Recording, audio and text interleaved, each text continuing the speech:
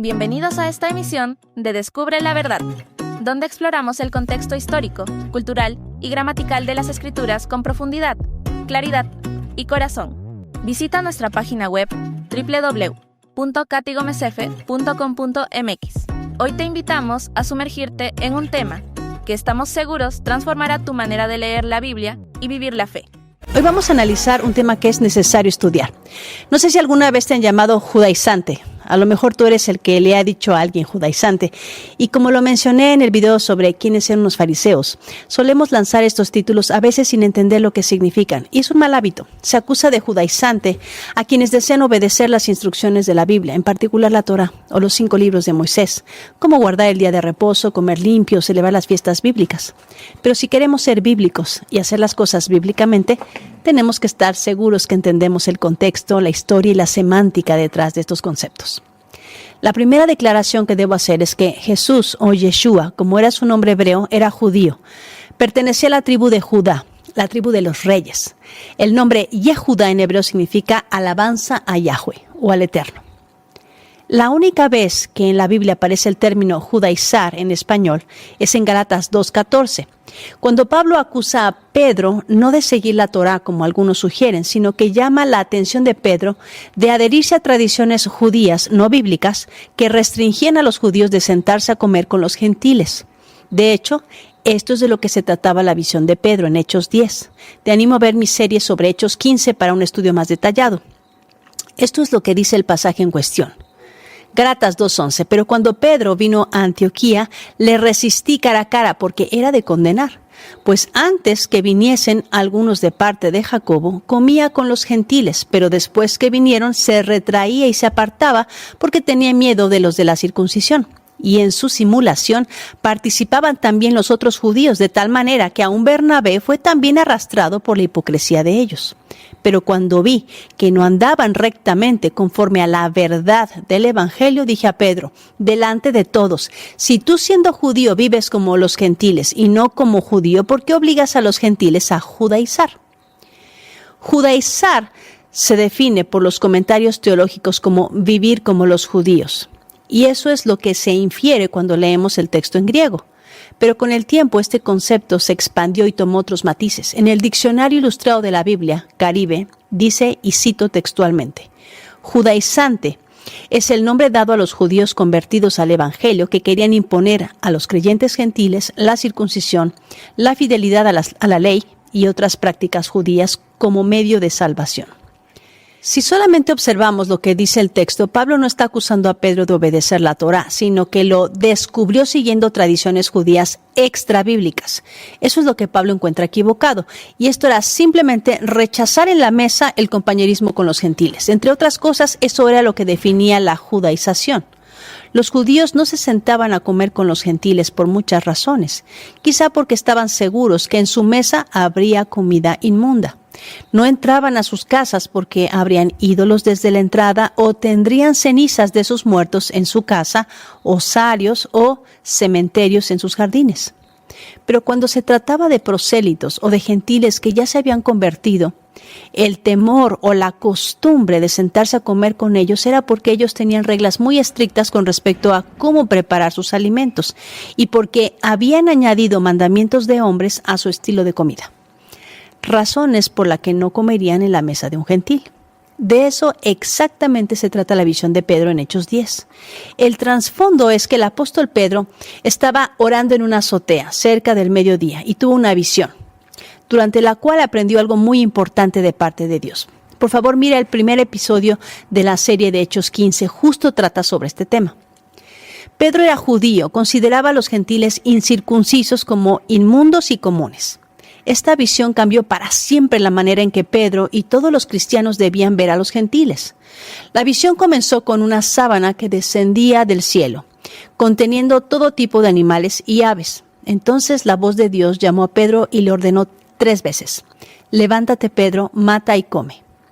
A pesar que él estaba hambriento, se negó en cada ocasión diciendo, Señor, no, porque ninguna cosa inmunda he comido jamás. En cada ocasión Dios respondió, lo que Dios limpió no lo llames tú común. Aunque muchos teólogos tratan de afirmar que Dios limpió todos los tipos de carne a través de esta visión, Pedro, que vio esta señal, no entendió esto, no entendió que podía bajar a comer jamón. Él se quedó pensando y sin entender lo que esto significaba, ciertamente, él estaba seguro de que no significaba que podía bajar a comer lagartijas y lo dijo 3 veces. Por cierto, si el relato de Marcos 7 en realidad hubiera limpiado todas las carnes, y esto había sucedido 14 años antes de este evento, para el tiempo de esta visión Pedro ya habría comido carne inmunda muchas veces, si ese hubiera sido el caso. El relato continúa con Pedro entrando en la casa de un devoto hombre italiano, un gentil, un soldado romano. Dios había enviado a 3 mensajeros gentiles. 3 veces tuvo Pedro la visión, y 3 mensajeros venían de parte de un centurión romano para convocar a Pedro a casa de Cornelio. Dios le dijo a Pedro que fuera con ellos, sin dudar. Dios iluminó a Pedro durante los eventos de los próximos 2 días. Esta visión le había estado preparando para un compromiso, para una nueva misión, muy importante acerca de los gentiles, que de otro modo habría sido demasiado difícil de aceptar para su mente judía. Observa lo que dice Pedro en Hechos 10:28. Y les dijo: vosotros sabéis cuán abominable es para un varón judío juntarse o acercarse a un extranjero, pero a mí me ha mostrado Dios que a ningún hombre llame común o inmundo. Por lo cual, al ser llamado, vine sin replicar. Así que pregunto, ¿por qué causa me habéis hecho venir? Entonces Cornelio le dijo: hace 4 días a esta hora yo estaba en ayunas, y a la hora 9, mientras oraba en mi casa, vi que se puso delante de mí un varón con vestido resplandeciente. Y dijo: Cornelio, tu oración ha sido oída, y tus limosnas han sido recordadas delante de Dios. Envía pues a Jope y haz venir a Simón, el que tiene por sobrenombre Pedro, el cual mora en casa de Simón, un curtidor, junto al mar, y cuando llegue, él te hablará. Así que luego envié por ti, y tú has hecho bien en venir. Ahora pues, todos nosotros estamos aquí en la presencia de Dios para oír todo lo que Dios te ha mandado. Los gentiles oyeron las buenas nuevas ese día. Entonces Pedro, abriendo la boca, dijo: en verdad comprendo que Dios no hace acepción de personas, sino que en toda nación sagrada del que le teme y hace justicia. De este punto en adelante, Dios quería que entendiera que Él nunca debe considerar a ningún ser humano como común o inmundo. La visión no estaba hablando sobre carne inmunda. Esto representó un cambio sorprendente en la comprensión y la práctica de un pescador judío que una vez se había maravillado que Yeshua hablara con una mujer samaritana, una gentil. En Juan 4:27 encuentras esta historia. Los fariseos simplemente no entendían cómo Yeshua se sentaba a comer con prostitutas y publicanos. Y es que acercarse al pecador para llevar el mensaje no significa que tenemos que actuar como ellos y contaminarnos, sino llevar la luz a donde están los que necesitan la luz. En el versículo 9 del relato de Juan 4 dice: judíos y samaritanos no se tratan entre sí. Este habría sido el entendimiento de Pedro a partir de ese momento. Podemos relacionarnos, podemos acercarnos a los que Dios está limpiando, aunque no sean nacionalmente judíos. El significado real de este relato es el Eterno abriendo el camino para que los que no eran hebreos se acercaran al Dios de Abraham. Es bien entendido por los teólogos y estudiosos de la Biblia. Sin embargo, muchos que profesan ser creyentes tratan de justificar el consumo de carne inmunda distorsionando el verdadero significado de la visión de Pedro. En las propias palabras de Pedro leemos: pero a mí me ha mostrado Dios que a ningún hombre llame común o inmundo. Ese es el punto. Este relato no era para mostrar que Dios había limpiado los cocodrilos, los crustáceos y los cuervos. Era para mostrar que Él estaba llamando ovejas de todas las lenguas, tribus y naciones, concediendo el arrepentimiento, el bautismo y dando su Espíritu Santo a los gentiles. Lamentablemente, este es un hecho que parece haber sido pasado por alto por muchos creyentes y teólogos desde el segundo siglo hasta el día de hoy. Esto no es nada nuevo. Nuestro Mesías acusó a los fariseos, que eran los eruditos religiosos judíos, líderes de su época, de lo mismo, de añadir reglas, mandamientos y tradiciones, ponerlas por encima de la Torá y hacer cosas que impedían que los que querían acercarse a Dios de Abraham lo hicieran. Y entonces, invalidando la palabra de Dios con vuestra tradición, que transmitís y hacéis muchas cosas semejantes a estas, dice Marcos 7:13. Y un poco antes dice en Marcos 7:9, les decía también, que bien invalidáis el mandamiento de Dios para establecer vuestra tradición. Si una tradición hace que uno quebrante un mandamiento, ese no es el corazón del Padre y debes rechazarla. En el caso de Pedro, que se rehusaba la comunión en la mesa con un creyente gentil, es una tradición en conflicto directo con la mismísima misión que el Mesías dio a sus apóstoles, es decir, ser luz a las naciones. El no hacer acepción de personas es parte de la Torá. Yeshua nunca dijo que había venido a formar una nueva religión. En el Sermón del Monte, de hecho, dijo que había venido a radicalizar la observancia de la Torá porque esperaba que sus seguidores la guardaran desde el corazón, no exteriormente. La muerte de Clemente Romano, uno de los obispos de Roma, discípulo directo de los apóstoles en el año 99 después de Cristo, provocó un cambio radical. Lo sucedió Evaristo y se convierte para la historia de la Iglesia romana en el Papa número 5. Evaristo era hijo de padre judío. En el proceso de las comunidades que Saulo de Tarso estableció entre los gentiles, estos empiezan a casarse con judíos. Para los judíos creyentes no hay contradicción, dado que la ley de Dios no prohibía casarse con un extranjero si éste declaraba su devoción al Dios de Abraham, como lo vemos en la historia del Éxodo, de Rahab o de Ruth. Entre los líderes que están llegando a la comunidad están los judíos que practican la Torá y le enseñan, y los gentiles que iban cada día de reposo a estudiar las Escrituras, como dice Hechos 15, y van incorporándose al movimiento. Pero para el año 107, Evaristo muere porque Trajano, el emperador de Roma, inicia una persecución contra los judíos de todo el imperio y mata a Evaristo. Para el imperio romano, Evaristo era un judío que debía morir. En el mismo año, Trajano mata a Ignacio de Antioquía, quien era un gentil, y lo crucifica junto con Simeón, primo de Yeshua. Hasta en ese momento, todavía todos viven juntos, comen juntos, practican las mismas fiestas y son fieles a la Torá.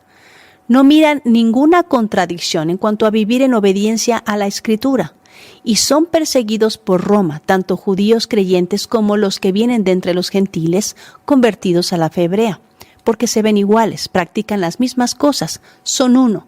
Y son todos una amenaza para el imperio, porque no consideran a César su rey y Dios, sino que declaran abiertamente que Yeshua es rey y Dios. En el año 100 después de Cristo, nacen Justino y Aniceto, quienes escribieron libros y tomaron decisiones en Roma. Justino escribió un libro que se llama Dipálogo con Trifón, o contra Trifón. Trifón era un rabino, y en su libro dice Justino, yo soy cristiano, y él es judío. Y por primera vez en el año 150 después de Cristo se verifica que algo está roto. En el primer capítulo dice en su libro, él escucha a 3 judíos hablando con su rabino Trifón que discutía sobre la guerra contra Adriano, pero declara, yo no entro en este debate porque no es mío. Justino está en Roma, es amigo de Aniceto y este es un cristiano de Damasco. Aniceto y Justino deciden hacer algunas cosas. Deciden oficializar el domingo y que ya no se pueda descansar en Shabbat. Esto sucede entre el año 155 y 156 después de Cristo. Se decreta que el día oficial del cristianismo es el domingo contra todo lo que dicen los evangelios, que todos descansaban en Shabbat. Cuando se festejaban la Pascua el 14 de Nisan, ellos deciden que van a cambiar, según el calendario solar, la Pascua para que ya no coincida con la Pascua judía, aunque Yeshua hubiera muerto en la Pascua un 14 de Nisan, como dice la Torá y los Evangelios. Este movimiento ya no quería compartir ni el día de reposo ni la Pascua con los judíos. Primero eran los judíos los que no querían sentarse a la mesa con los gentiles. Un siglo después, son los gentiles los que no quieren tener nada que ver con los judíos. Si lo piensas, es muy triste que no aprendimos nada. Pero para el siglo III, cuando Constantino secuestra la fe cristiana, el término judaizar tomó un nuevo matiz. Constantino, quien odiaba a los judíos, rechazó cualquier cosa que se practicara como lo hacían los judíos. Hasta el siglo II, todos los seguidores del Mesías, judíos y gentiles, guardaban el día de reposo en Shabbat, comían limpio y observaban las lunas nuevas y las fiestas bíblicas. Pero Constantino, en el famoso concilio de Nicea, estableció nuevas leyes, nuevas fiestas, y el querer guardar las ordenanzas de la Escritura por Constantino recibió un término nuevo y se conoció como judaizar o judaizando. Estas palabras rápidamente se convirtieron en términos en Roma. Cualquier judío seguidor del Mesías judío, Yeshua, fue obligado a adoptar las leyes y costumbres paganas y convertirse en romano. Credos especiales fueron adoptados que básicamente decían lo siguiente: acepto todas las costumbres, ritos, legalismo, fiestas romanas, sacrificios, oraciones, purificaciones con agua, santificaciones por el pontífice máximo o el sumo sacerdote de Roma, fiestas y el sábado nuevo, Sol Dei, día del sol, todos los nuevos cánticos, observaciones y todas las comidas y bebidas de los romanos. En otras palabras, acepto absolutamente todo lo que es romano, toda ley nueva, rito y costumbres de Roma y de la nueva religión romana. Lo que Constantino promovió fue separar a Yeshua de su judaísmo, de su observancia impecable a la Torá, la ley del Eterno. Todavía para el 177 después de Cristo, los cristianos no abandonaban las prescripciones dietéticas. ¿Sabías esto? En todas las regiones de Galacia, Asia y hasta España. En el martirio de Lyon, ahora una ciudad francesa al sudeste entre los ríos Ródano y Saona, los romanos les querían dar morcilla. En México se le conoce a esto como moronga o relleno en otros países, que básicamente es sangre cocida. Estos romanos quieren darle a los cristianos de Lyon morcilla, quienes se rehúsan a comer cerdo y sangre, y a todos los mandan a los leones, por no querer probar su embutido. Hasta el año 177 después de Cristo, los creyentes que venían de las naciones gentiles morían por obedecer las leyes dietéticas. Así de fácil los romanos podían detectar quiénes observaban las leyes bíblicas. Cuando Roma cambia las leyes bíblicas por las impuestas por Constantino, termina la persecución. Los cristianos sintieron alivio y se adaptaron, pero los que deseaban seguir guardando las fiestas o el día de reposo en Shabbat son declarados herejes, sin salvación, y aparece el término excomunión y judaizantes. Cuando Pablo escribe su carta, el término judaizar tiene una connotación completamente distinta.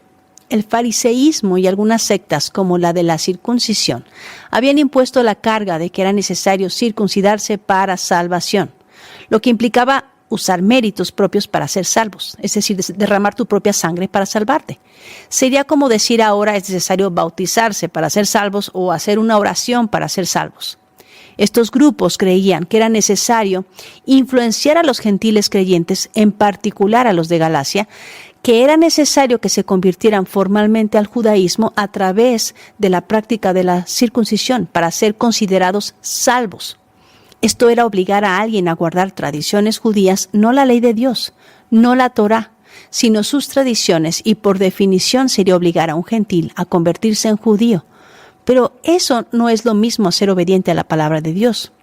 Judaizar simplemente en ese pasaje de Gálatas capítulo 2 se suscribe a la tradición del primer siglo que imponía esta idea de que los judíos no debían sentarse a comer con gentiles. Judaizar era mantener esa tradición y no tenía nada que ver con guardar los mandamientos o querer santidad. Vuelvo a leer el pasaje para que observes con cuidado. Pero cuando Pedro vino a Antioquía le resistí cara a cara porque era de condenar, pues antes que viniesen algunos de parte de Jacobo, comía con los gentiles, pero después que vinieron se retraía y se apartaba porque tenía miedo de los de la circuncisión.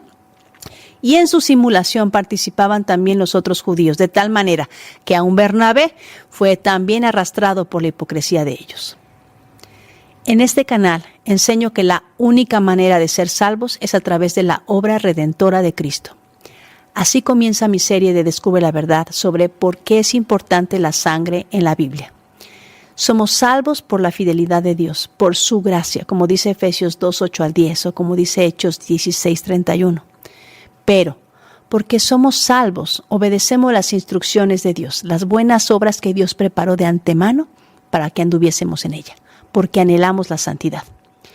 Creo y enseño que la palabra de Dios es infalible, como lo dice el Salmo 33, 4, o como nos enseñó nuestro Mesías en Juan 17, 17.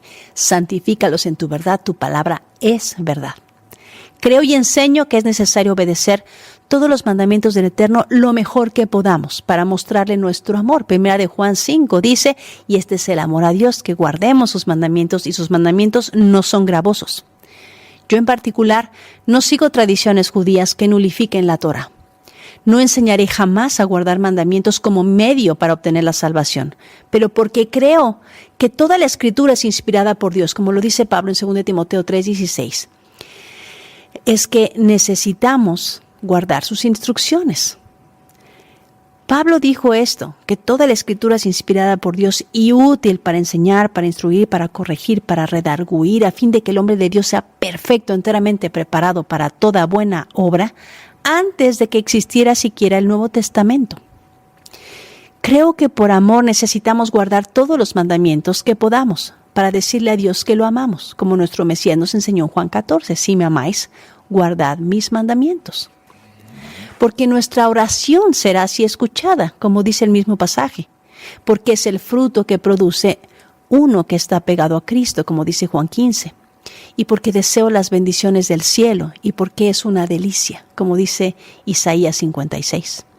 Es un error asumir que la única razón por la que una persona quiera seguir y observar lo que dice toda la Biblia, como descansar en Shabbat o celebrar las fiestas o seguir las instrucciones dietéticas, sea por razones de salvación.